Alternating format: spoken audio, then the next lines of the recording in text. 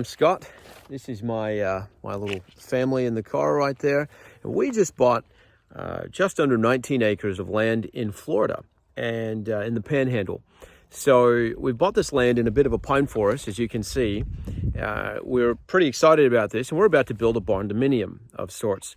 So today, what we're going to do is we're going to stake the perimeter of the residence, our proposed residence, the proposed location that we want to place our home, so that the soil boring companies can come out and bore a couple of holes, tell us whether or not the land itself in the area that we want to build a home is suitable for building. And so that process is going to be basically just us measuring out the pad size, which is 40 by 60.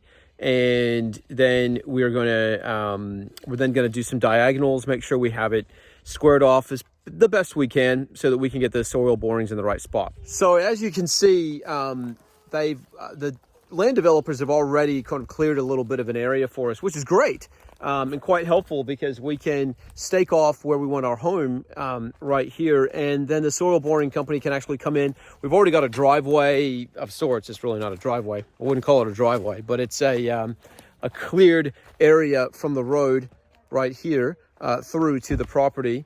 And so that's quite helpful for the soil boring machines to come in, do their thing, and let us know whether or not this land is suitable to build on.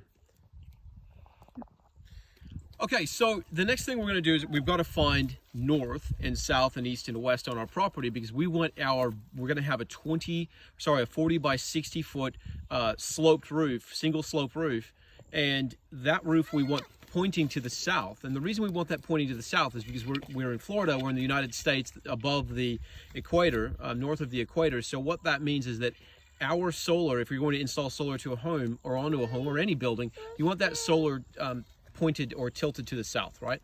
So we're going to have a south sloped roof. And as you can see right here, I'm just using the Apple Maps compass, and that's found, north, south, east, and west for us.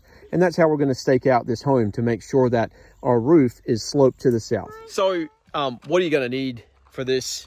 You're going to need about 100-foot tape measure, but you're probably not going to need any more than 100 feet unless you're building something the size of the Taj Mahal. And then a marker, and then I kind of like to put some flags on the top. You can also grab a little bit of marking paint as well. We have some to kind of mark off on the ground where you want the where you're proposing the pad to be, just to make sure that they stay within those lines. And then the other thing that you can get, and I found it to be quite helpful, is a really long string line, and you can snap that string line. That way you can paint the marking paint, where you want that pad to be quite accurately. You're also going to want a hammer to hammer the stakes in. So not like a wimp hammer, but an actual hammer to get them into the ground, right? Unless you're pounding a stake into sand, you're going to need a decent hammer.